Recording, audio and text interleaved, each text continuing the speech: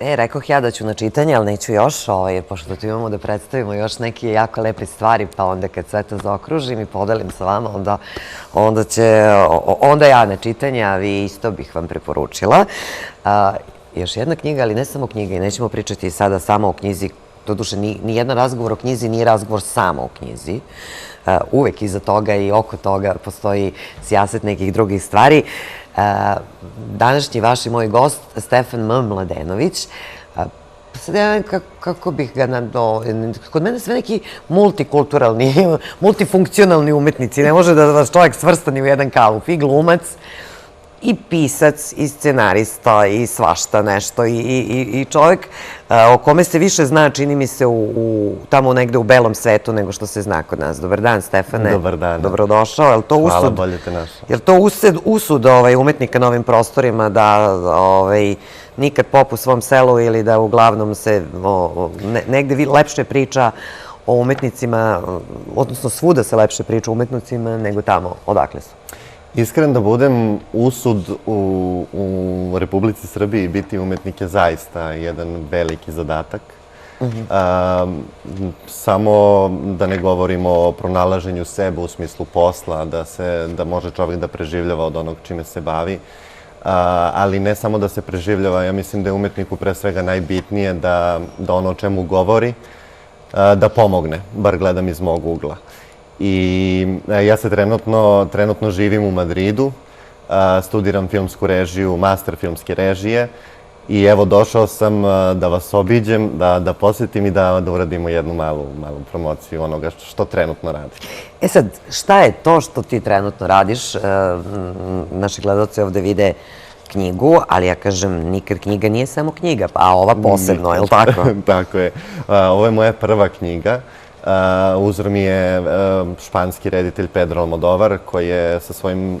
Šta će drugo da ti bude kad si u Španiji? Ako sam u Madridu, ko drugi da mi bude uzor. Dobro. Ja sam po uzoru na njegov film Dolor i Gloria ili Bol i slava. Prvo je čovjek snimio film, a onda izdao i knjigu po filmu, koja sadrži scenario, reč reditelja, recenziju ili epilog. Ja sam samo dodao, želeo sam da ovaj projekat u knjizi se nalazi i pobednički literarni radovi i likovni radovi i srednjoškolaca sa juga Srbije i stručni žiri koji smo bili Dunja Ćirić, Biljana Stanojević i ja. Odabrali smo najbolje radove i oni se trenutno nalaze u knjizi. Naravno, film je snimljen i ja jedva čekam da imamo i jednu premijeru ovde u Srbiji. Film će imati premijeru u maju mesecu u Madridu, a kasnije ćemo da organizujemo... Ste rekli kako se zove film? Film se zove Boswellia sacra. Ili? Boswellia sacra je latinski naziv za drvo koje nam daje tamjan, poznatu aromatičnu smolu. Sam film je nastao po istinitom događaju mog poznanika, gde sam ja hteo da napravim jednu zanimljivu paralelu između životne sredine koja nas okruže, koja je jako bitna, koja nam daje zdravlje, a sa druge strane i prirodu, našu, ljudsku prirodu, i napravio sam jednu paralelu da ja to uporedim, da vidim šta to mi imamo slično i verujte da imamo mnogo toga sličnog. Vrlo neuobičajena knjiga, ajde mogu ja i ovako da pokažem, sad ja ne znam koliko ćete moći da vidite, zato što je zapravo, ne možete da vidite, vidjet ćemo drugačije, zato što je zapravo, kako si i sam rekao, i scenario, i reč reditelja, i ima tu ovako ilustracija. Nalazi se i storyboard, da, to se zove storyboard, to je crtala Dunja Ćirić i to su kadrovi po kojima su snimljeni filmovi.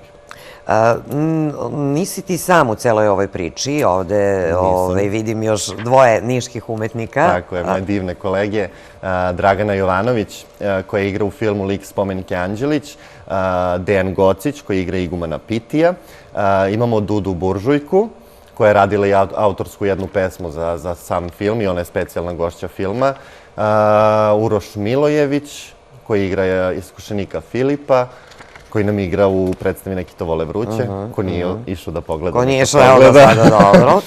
Ja ću sad, evo, pokušavam da približim malo gledalcima kako to izgleda, znači onako,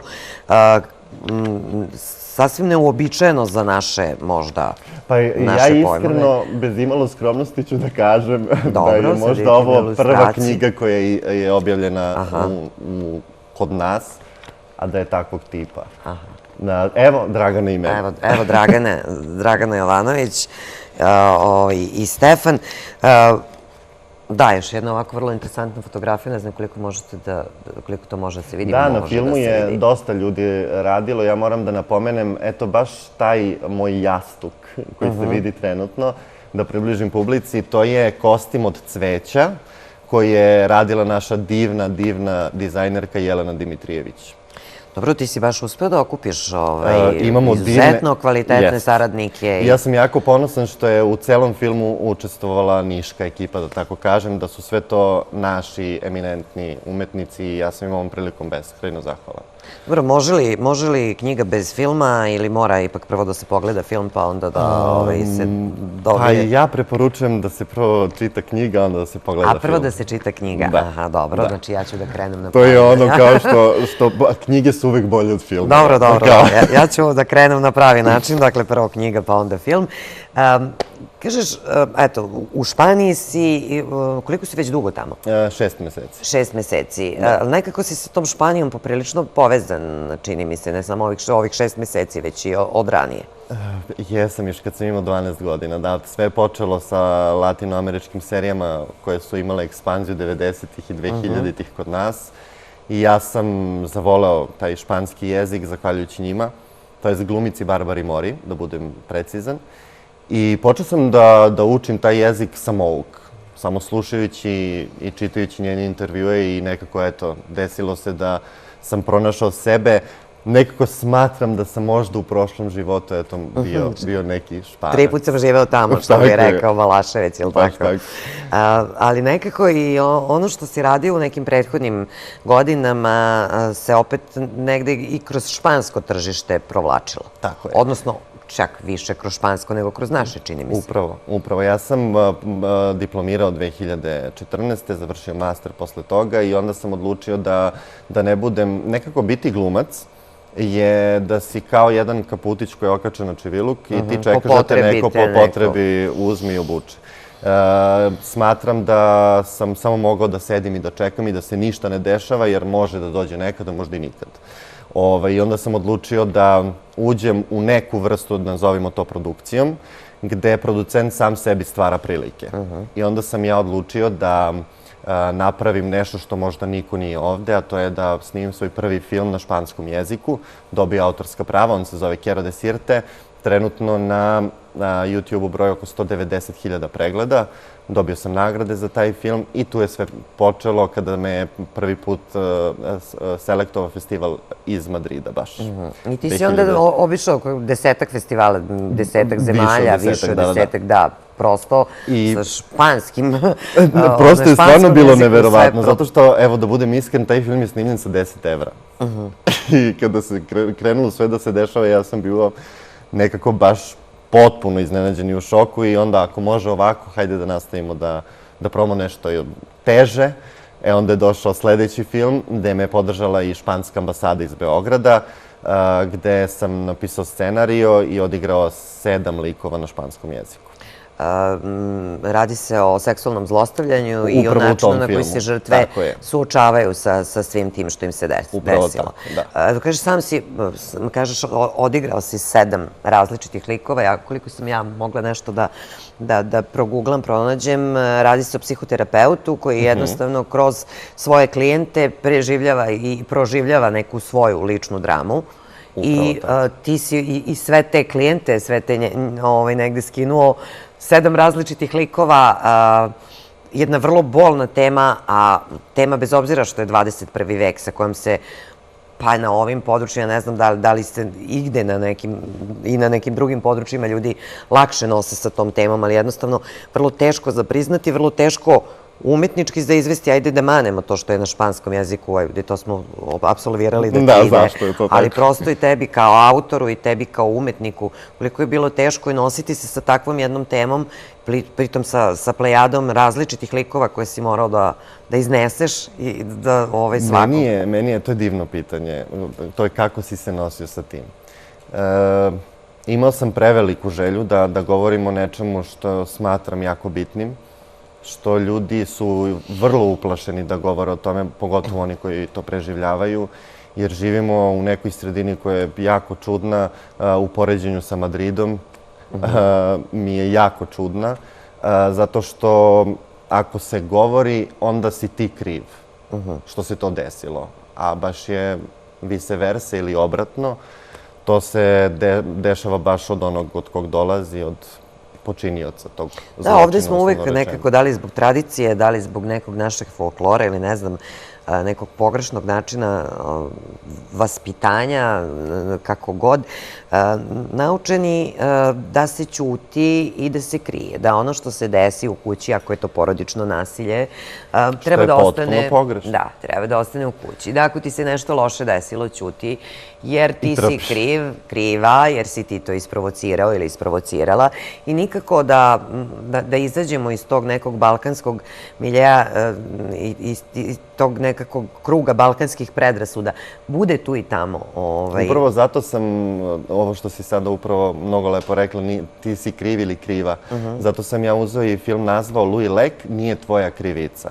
Dakle, svako onaj koji prolazi kroz bilo koju vrstu zlostavljanja nije kriv ili nije kriva. Film sam jako teško izneo, u smislu nosio sam konstantno te likove na svojim leđima, koji igram 7 likova, samo jedan ne predstavlja deo mog života. I to je vrlo zanimljivo. Svi likovi su napisani po mom životu, sem jednog perioda ja nisam seksualno zlostavljan ili zlostavljan generalno, sem u srednjoj školi, vršnjačko nasilje i to sam preživljavao i to dosta. I onda sam iz toga hteo da napravim nešto što će da govori o mnogo jačem nasilju, a to je seksualno zlostavljanje. Samo ovaj film zapravo podvlači jednu crtu koja je mentalno zdravlje.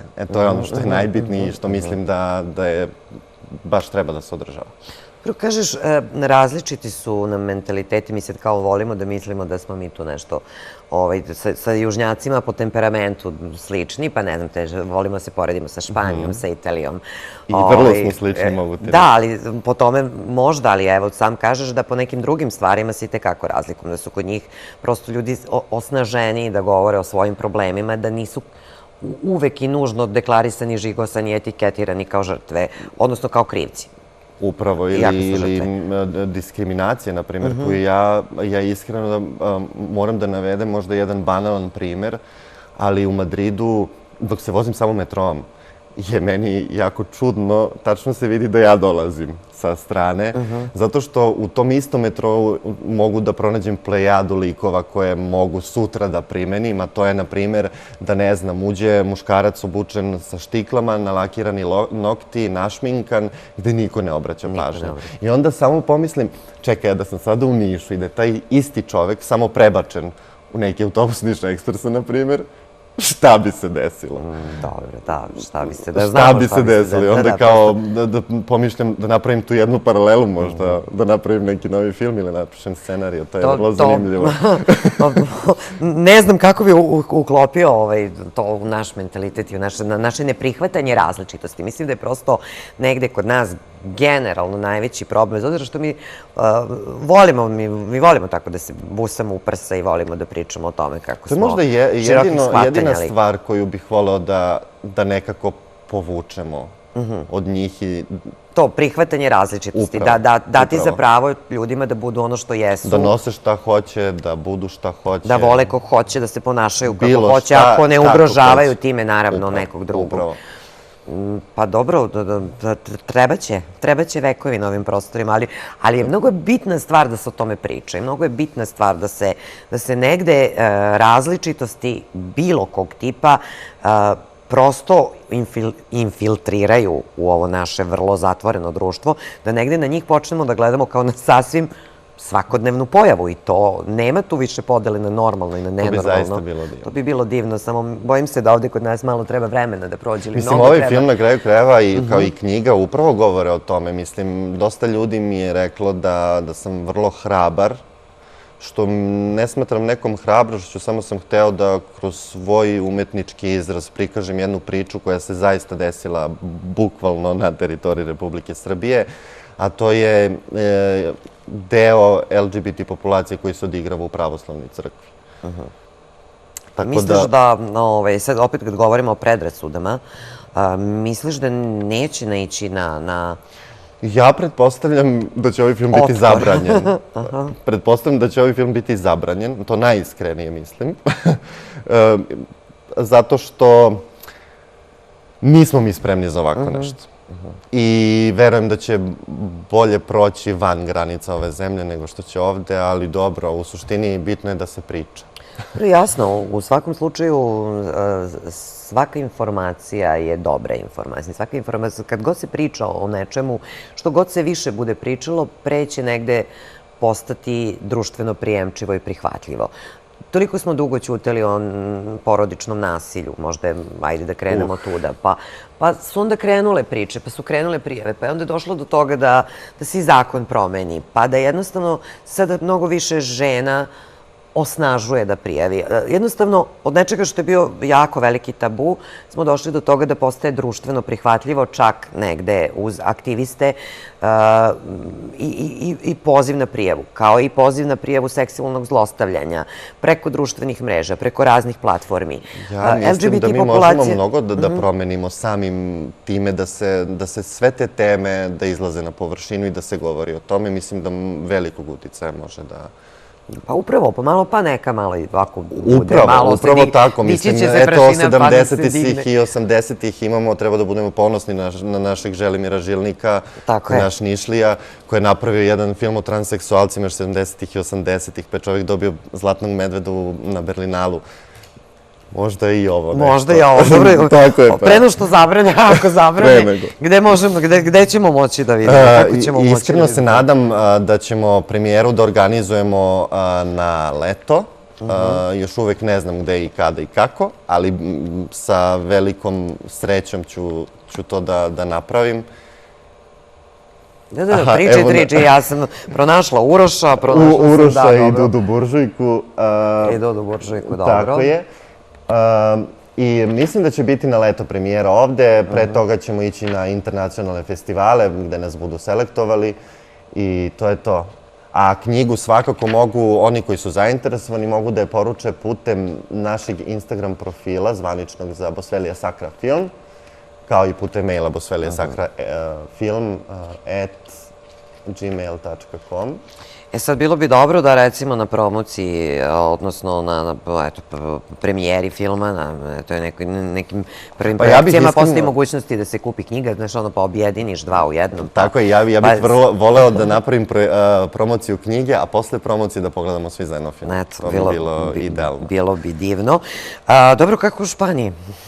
Osim što su ljudi spremni da prihvate različitosti i potpuno opušteni. Ja samo mogu reći da živim svoj san, da sam potpuno pronašao sebe. Baš sam nedavno, pošto sam došao pre možda 5 dana, sletao sam, stigao sam kući sa majkom, sedimo, pričamo i konstantno govorim moj Madrid. Sine, jel majka nije dohvatila džezvu neku da te tresne s njom? Nije, samo rekao ti već prisvojio taj tvoj Madrid. Pa nekako sam se stvarno pronašao jer 18 godina sam maštao o tome i zahvaljujući mojim divnim prijateljima sam uspeo da odem, koji mi pomažu dosta u tome i eto, na fakultetu mi je bilo, na primjer, prva 3 meseca je bilo baš nezgodno. Kulturološki šok. Naučio sam španski samouk. Da li ću umeti da pratim predavanja? Razumem 80%, 20%, pa kolege, kao šta je rekao. Pa onda to zapisujem, pa idem kući na Google Translate, pa prevodim šta je to prosto tako, mislim, zabavno mi je, ali i dosta sam naučio. To zvuči, sad ajde, da ne bude kao američki san, zvuči kao, ne znam, evropski san, kako god, zvuči kao ispunjenje sna. Rekao si malo pre jednu interesantnu stvar, kada su glumci u pitanju, a mnogo glumaca zaista prođe kroz ovaj studio i kroz ovu emisiju. Uglavnom pričamo na tu temu. Jako je puno talentovanih ljudi u ovoj zemlji Srbiji. Sad, ne znam koliko smo mi tržište za toliki talenat, jer nekako ispade na kraju da talenat i nije presudna stvar u tome da li ćeš ti završiti akademiju, da li ćeš doći do dobrih angažmana. Ima malo faktor sreće, ima tu svakojakih faktora, ali eto, gomila mladih ljudi zaista sa ogromnim talentima prosto negde ovde ne bude prepoznata i bude prinuđena da negde traži svoju sreću ili u nekim drugim zemljama ili da možda, eto, kako sam kažeš, krenuo si sam u produkciju nečega što je možda i bio u tom trenutku društveno angažovana neka priča ili angažovani film, ali svakako krenuo si sam da praviš nešto, jer čekajući da te neko izabere, mogu si da dočekaš penziju. Da. Pa, smatram da jesmo malo tržište, zato što Srbija, pored 3 državne akademije, ima još ne znam koliko privatnih. Računajući sa jednim kolegom sam došao do toga da godišnje izađe 80 diplomiranih glumaca. Jasno. Koliko pozorišta imamo, koliko je zabrana zaposlenja, koliko je svega. Trenutno je dobro to što je hiperprodukcija trenutno u Srbiji povukla dobar deo mladih glumaca da dobiju svoje mesto. Ja sam nekako oduvek smatrao da ja nisam taj koji će... Ja idem na castinge i dan danas, šaljem svoj videobook, šaljem svoje fotografije, CV i ostalo, ali nikada neću da se oslanjam na to da čekam da kažu ti si taj. Ja ću uvek biti taj koji će sebi da kaže ti si taj, ajde sada nešto za sebe. Dobro, ali to je fantastično i vrlo inspirativno i sad možemo se pokrijemo ušima. Mi koji sedimo i ništa ne radimo drugo, nego čekamo da se nešto desi. Evo, iskreno, ja moram da kažem da moj prvi film je napravljen, pravio sam sa mojim prijateljem koji je snimatelj i on ga i montirao kasnije. Bukvalno smo, kao što sam rekao malo pre, uložili 10 evra. Drugi film je dobio podršku od grada Niša, onda i od španske ambasade. Imao je, ne znam, 3000 evra budžet. Ovaj film i ovu knjigu, moram da napomenem, da su podržali, to je bio jedan poziv, lokalni poziv za Evropsku uniju. I ovaj projekat podržava Evropska unija, je finansirala zapravo, uz podršku Nacionalne koalicije za decentralizaciju, Fondacije Jelena Šantić i Grupa 484 iz Beograda. Oni su imali jedan poziv, taj lokalni poziv za EU, gde smo mi pisali projekte, onda smo sa našim mentorima to sređivali da to bude što kompaktnije i što bolje za komisiju i komisija odlučila da ovaj projekat treba da bude podržan i eto, čak sam naučio i da pišem projekt. Čak si naučio i da svaka čast. Dobro. Koliko ostaješ? 10 dana. Samo? Samo. Dobro, Volio bih da ostanem još, nemoj da pričaš sad uželao sam se To je zbog mame, Kao volao bi da ostanem još, ali ja da se vratim u svoj Madrid, jel? Da. A dobro. Dobro kad već moraš, jasno. Ali ne, dolazit ću ja često ovde. Treba ovde još da se radi i još da se otvara ljudima vid. Dobro, ako ne pre, čekamo te na promociji, odnosno prvoj projekciji filma. Ja se nadam da će to... Ja se nadam da ćeš doći kad bude bilo. Ja ću sigurno doći, samo potrudi se da ne prođe bez tebe, da ne bude. Tamo imam neki novi projekat u Madridu. Ne, mi moramo da organizujemo sa mnom, jer želim da mi posle ljudi postave pitanja, da ja lepo objasnim ako nešto nije bilo jasno. Dobro. Očekuješ pitanja, jel? Uf. Kako se, ali se osjećaš pionirski? Kako da kažem, pionirski prosto u smislu pomeranja granica, pomeranja nečega, pomeranja stvari sa mrtve tačke. Pa makar to, ne znam, eto, sam kažeš, očekuješ da film možda čak i bude zabranjen. Pa znaš kako, ako budem rekao sada iskreno sa tom, ako budem rekao da, onda ispadam egocentrik, a to nisam. Dobro, ali je činjenica da se osjećam tako zato što u našem gradu, u našem Nišu, ja smatram da jesam pionir za što se tiče filmske umetnosti. Filmske umetnosti, dobro. I ja to tako smatram. Čisto sam htjela da vidim da li se slažemo. Pazi, kostim, evo vidim i Biljana Stanojević je napisala Otkud toliko hrabrosti. Ovo nisam videla ranije. Ali, hoćeš da mi dozvoliš da pročitam jedan deo ovoga? Slobodan. Kaže Bilja, nismo ispričali sve životne priče, naša je različitost oduvek trebala da bude prednost, nikako drugačije, jer činjenica je da jesmo različiti. Šta nas sprečava da prihvatimo da je to tako, da li živimo u predrasudama, ko nam daje pravo da se smatramo superiornim samo zato što većina ljudi živi u predrasudama. Ovo je ovako jedan, nadam se, sasvim dobar poziv za Kako si odabrala tako dobar deo? da. Eto, vidiš.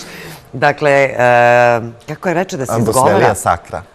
Kako? Bosvelija sakra. Bosvelija sakra, dakle, knjiga, uskoro i film, nadamo se, priča o tome kako malo treba izaći iz sopstvenih okvira, malo pogledati ono što je malo drugačije, ne loše, ne normalno ili nenormalno, ne znam, već prosto različito i kao različito ima pravo da postoji, funkcioniše i bitiše na način koji njemu najbolje odgovara. Mislim da smo ovo lepo... Hvala ti što si to rekla. Hvala tebi što si bio gost televizije Bele Mi. Radujem se zaista projekciji filma, jedva čekam i drago mi je što si uglavio par minuta vremena da budeš i gost naše televizije. Hvala tebi najlepše što sam bio tvoj gost i što si me pozvao. Imaš još jednog velikog fana ovde.